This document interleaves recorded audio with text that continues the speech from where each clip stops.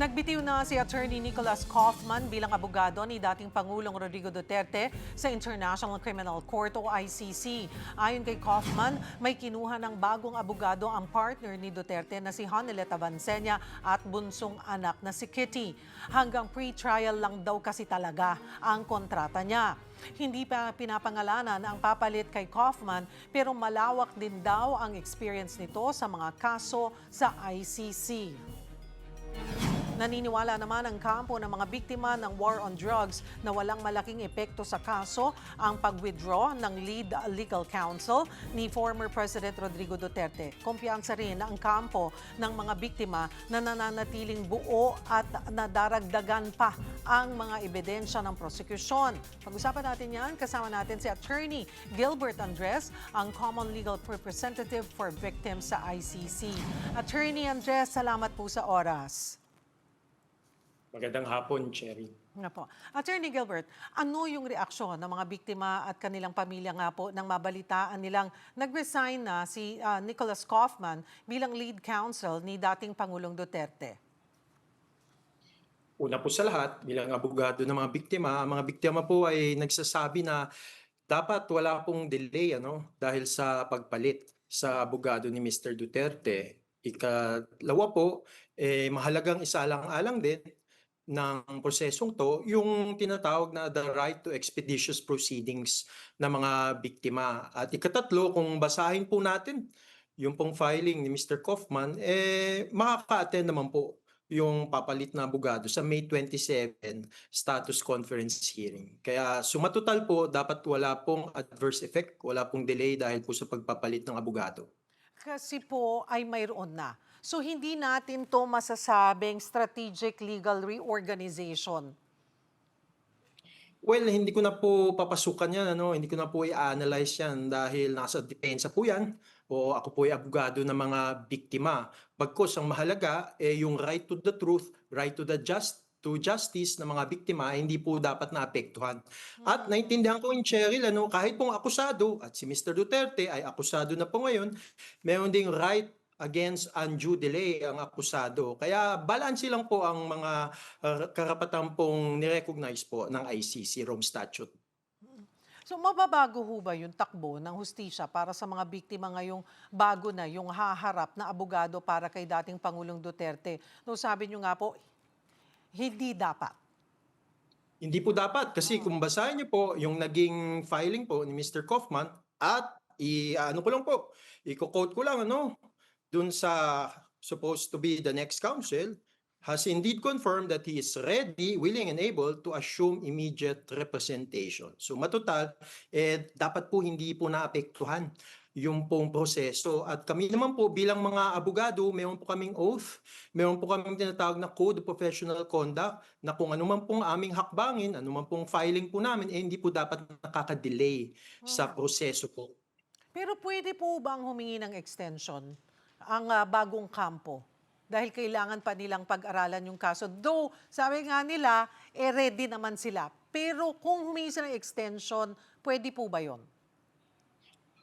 Cheryl, pinanghawakan ko na lang kasi yung filing ni Mr. Kaufman Kasi ang dating po, wala po dapat resetting, wala po dapat rescheduling at tuloy po yung May 27 na status conference.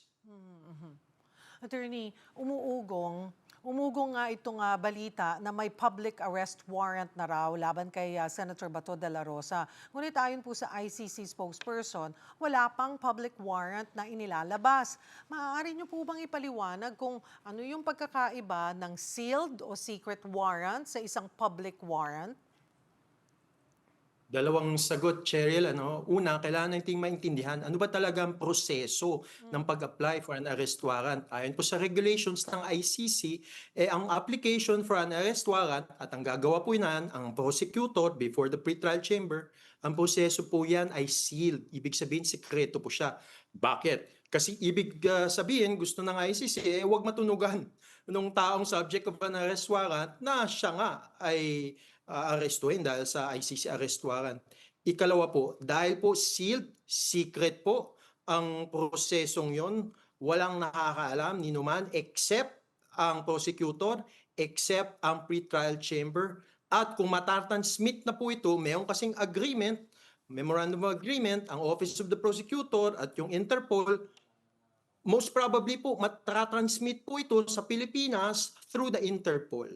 Now, yung bagay na rin yan, kung matransmit nga through the Interpol, malalaman niya ng concerned law enforcement agency ng Pilipinas, kagaya ng nangyari kay Mr. Duterte.